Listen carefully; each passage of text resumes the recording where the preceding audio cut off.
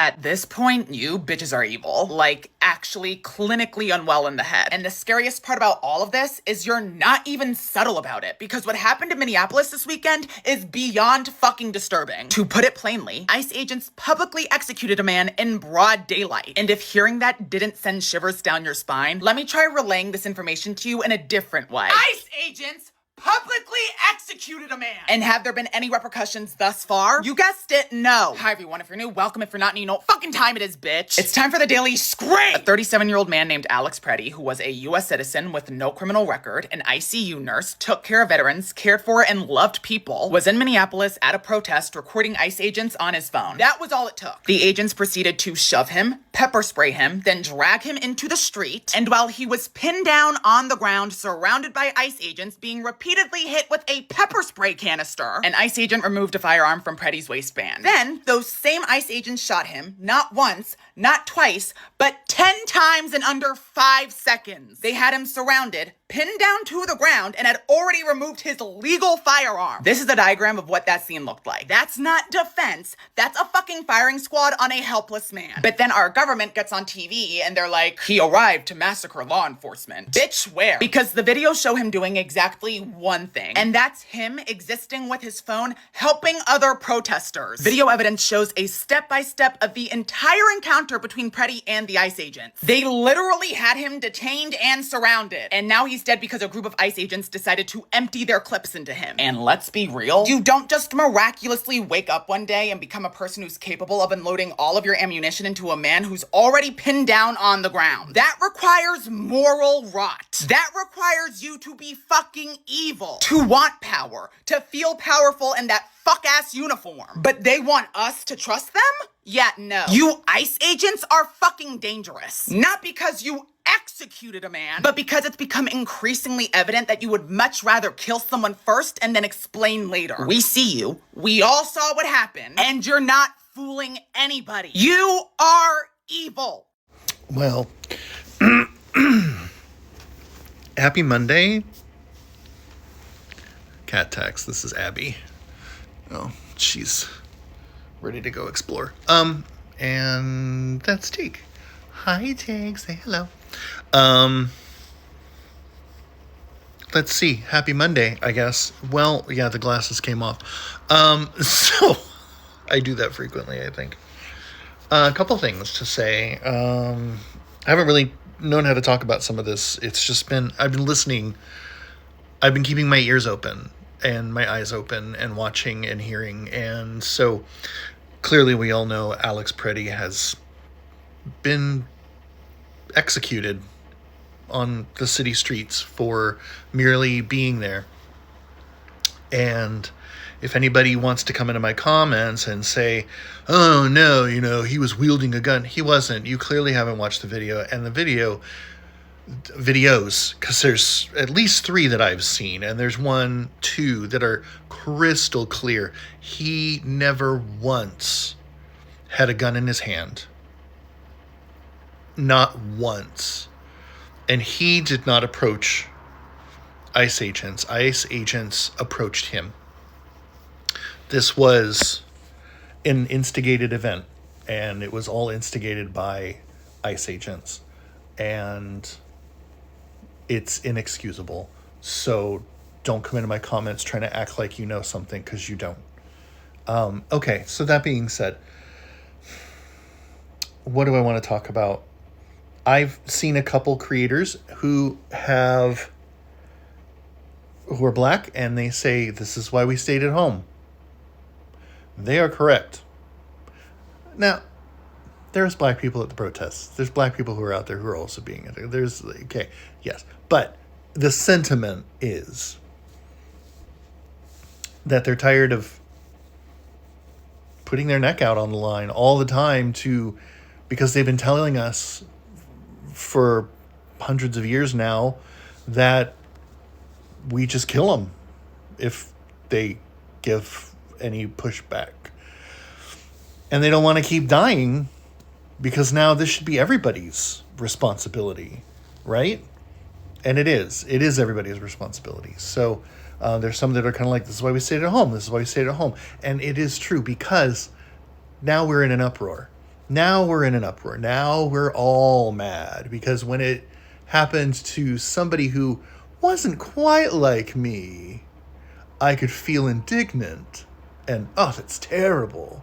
But now that it's happened to somebody who looks like me, you feel threatened.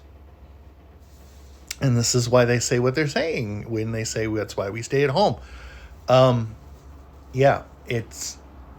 And I think this is something that we needed to see. We needed to see that our government doesn't care about us. We needed to see that Democrats will still vote to fund them. We needed to see that all of these people that were kind of like, oh, Nancy Pelosi clapped at him. Isn't that great? Okay, that's performative. That's not anything. Oh, Cory Booker talked for 24 hours so he can kick out this guy's name from the records. Great. Didn't stop shit. Oh, you know what? We need leaders who are going to do something. Schumer caved for the last reconciliation bill. Democrats caved for funding ICE.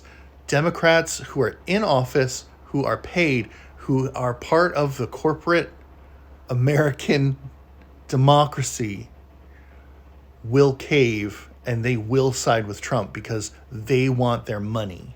They want to make their money, and your life doesn't make them money. A lot of us noticed this quite some time ago, and I think people need to catch up that we have two parties acting in concert with each other. I think that's the way to say it. Republicans do something that's terrible. Democrats go, oh, that's awful. Someone should do something. And then they go ask you for money and don't do shit. So this is where we're at. We've had citizens being murdered in the street for a long time. It's just that they didn't look like some of us. Glad you're waking up.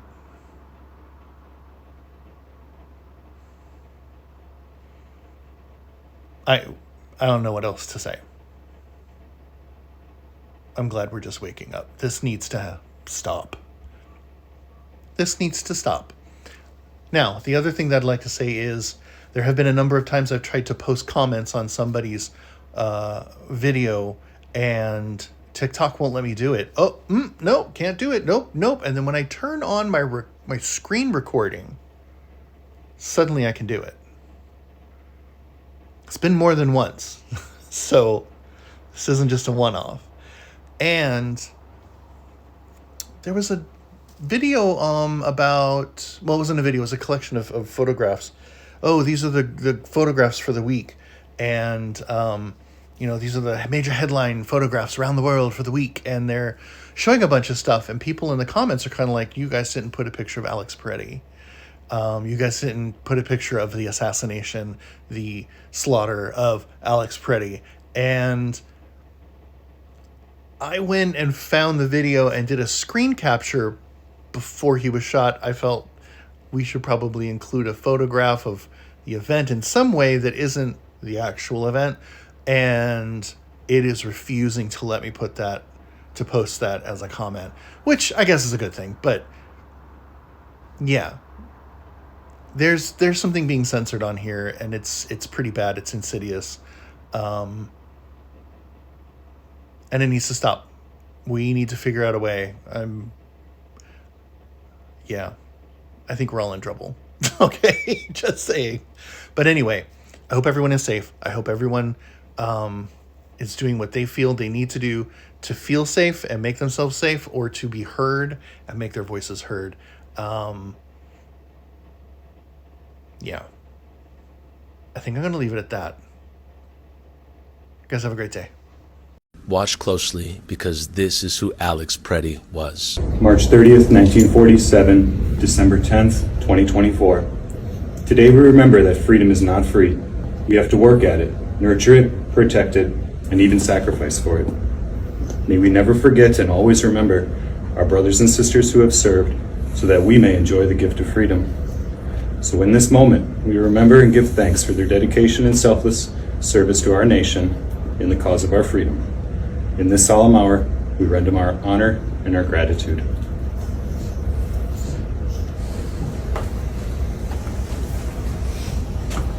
That was Alex Pretti working as an ICU nurse at the VA, reading someone's father's final salute. That's who Alex was.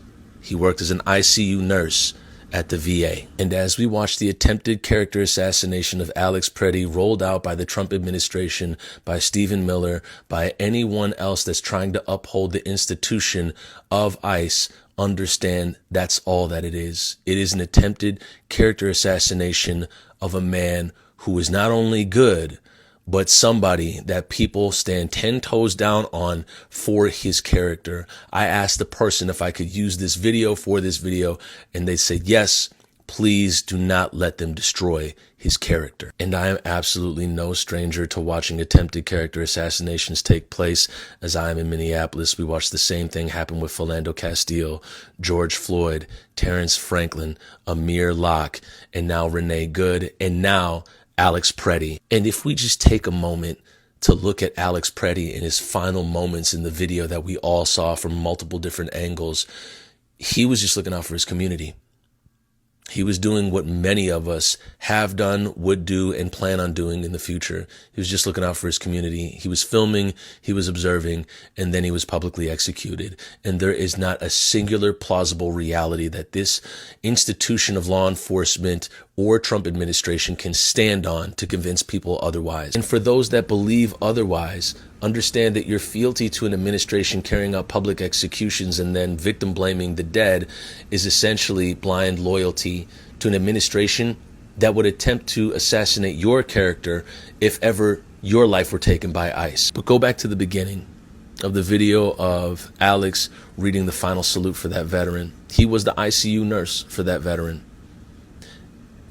And it shows you that Alex's character not only cannot be assassinated by this administration, but it also shows you that literally everybody in this administration could never live up to who Alex was. Governor Walz surrendered. Alex Pretti shouldn't have had a weapon, and that's why he's dead. Welcome to the Twilight Zone. Since when is a leader reaching out to de-escalate? Since when is suggesting, if we're holding people who are violent criminals who don't belong in the country, we'll work with you on that. That's weakness? That's surrender?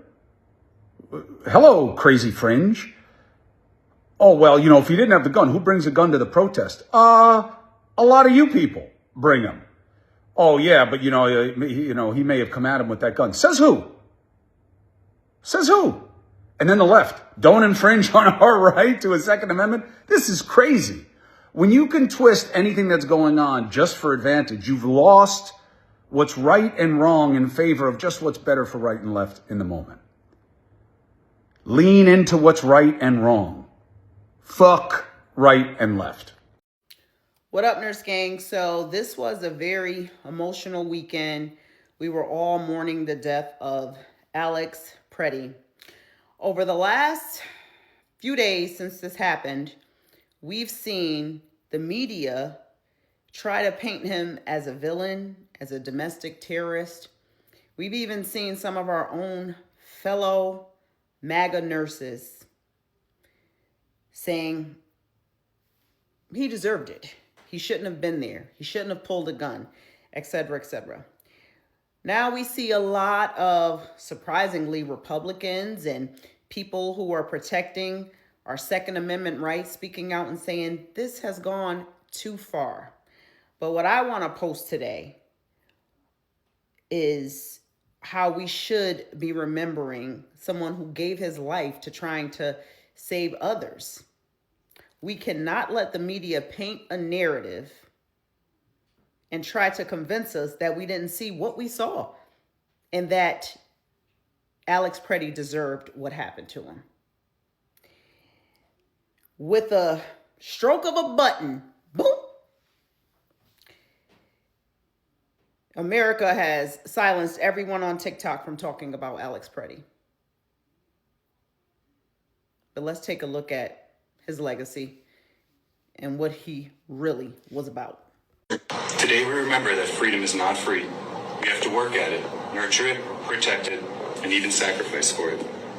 May we never forget and always remember our brothers and sisters who have served so that we may enjoy the gift of freedom. So in this moment, we remember and give thanks for their dedication and selfless service to our nation in the cause of our freedom. In this solemn hour, we render our honor and our gratitude.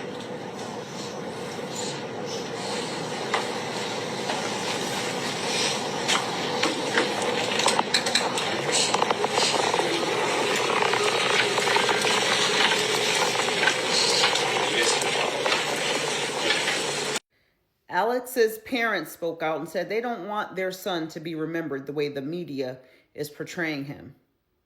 His ex-wife spoke out and said he always stood up against injustice, that he was right out there peacefully protesting during the George Floyd protests back in 2020.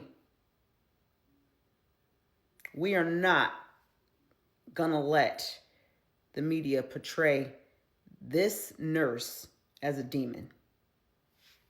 He was carrying a concealed weapon, which he was licensed to do, and he was shot dead.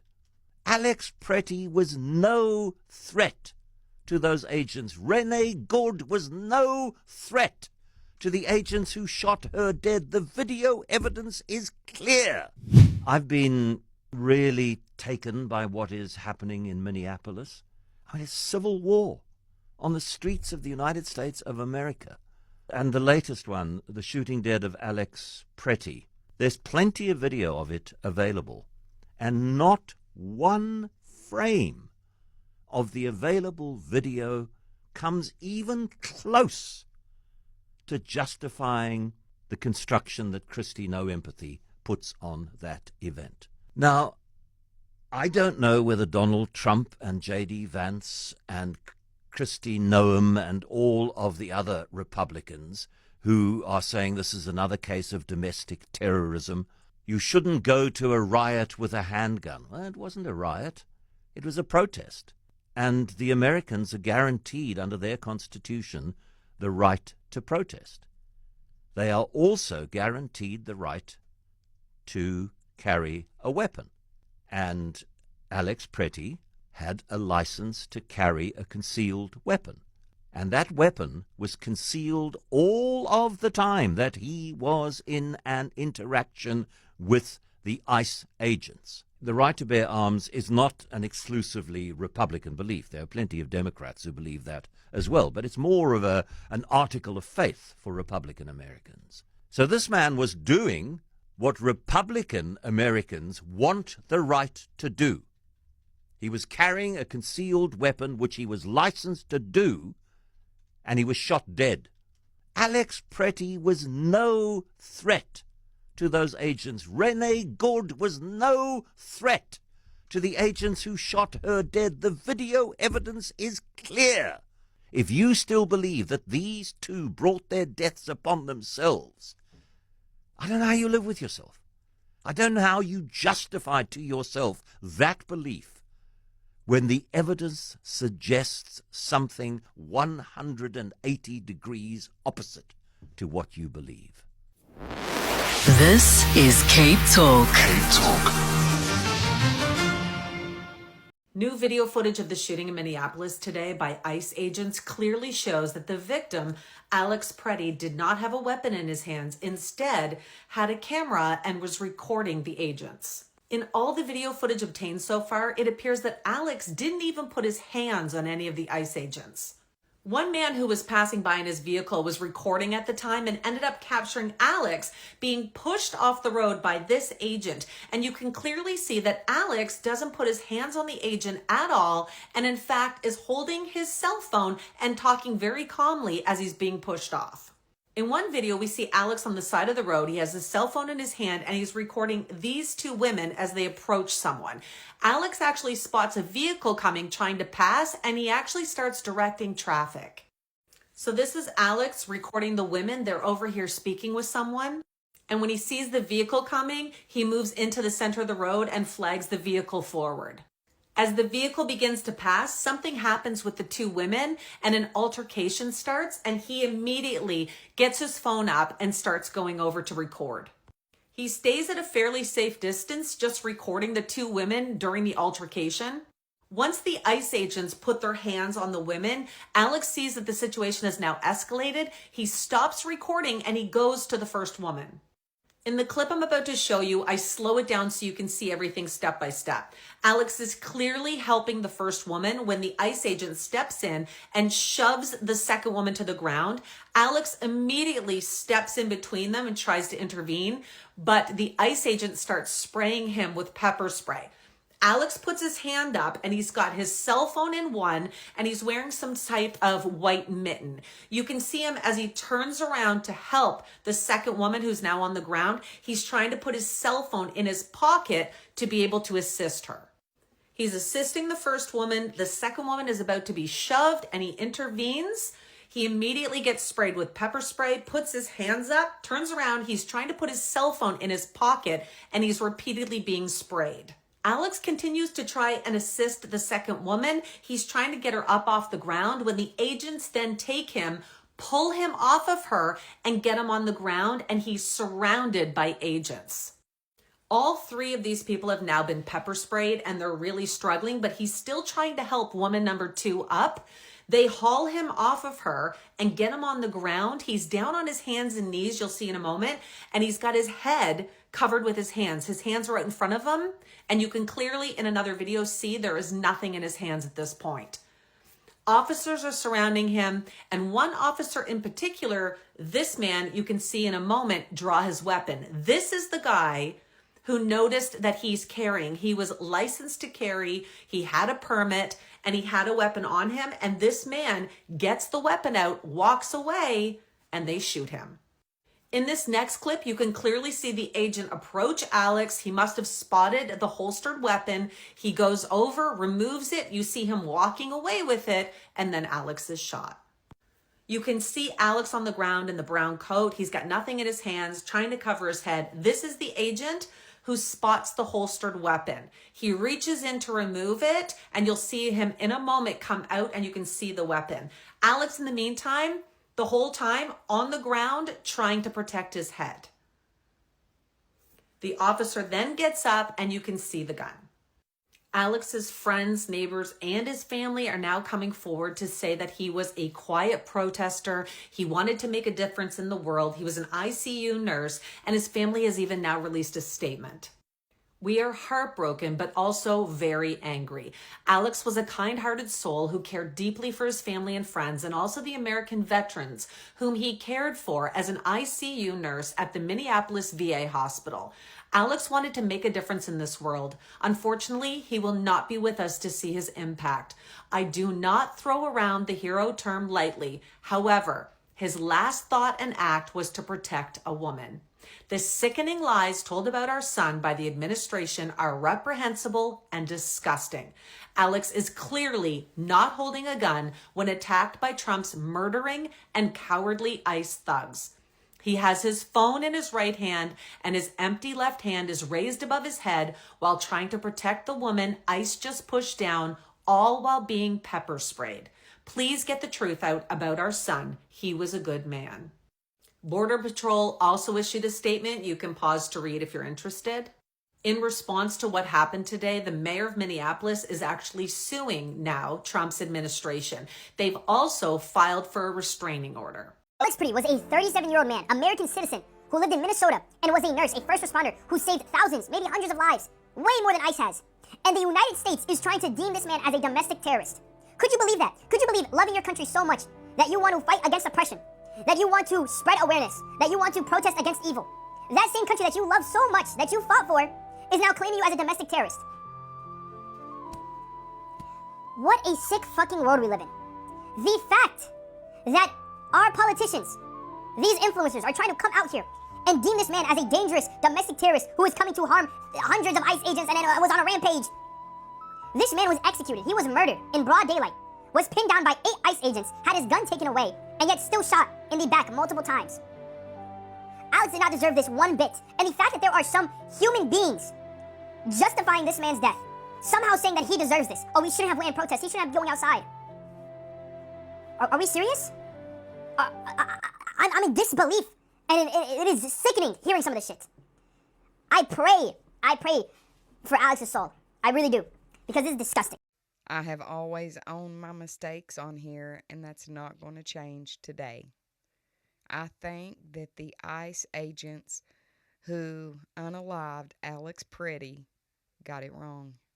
After watching footage of the incident from many different angles, it is clear to me Alex Pretti was holding a cell phone in his hand. I know that tensions are high. I know that these agents have a heightened sense of awareness right now. They made a mistake. You can clearly see from the footage that Pretti was holding a cell phone in his hand. He was unarmed at the time that the agents unalived him. The agent should absolutely face accountability. And you may have a different opinion than me, and that's okay. But the facts are, Alex Pretti was holding a cell phone in his hand when he hit the ground. What's going on right now in Minneapolis isn't working. It's clear it isn't working. It's absolutely necessary that we always call a thing, that we take accountability for our wrongs. I refuse to be a hypocrite, only calling out Democrats for their wrongs. This was wrong. And I really think that the Trump administration feels it was wrong as well. And that is why that they will be moving out some of these agents after Tuesday. If you haven't done so, I implore you to now. Go watch the footage from all different angles. You can clearly see Pretti has a cell phone in his hand. I'm thankful for the hard job ICE is doing. I support them. I need them to do the right thing on this. You all have a wonderful evening. God bless you.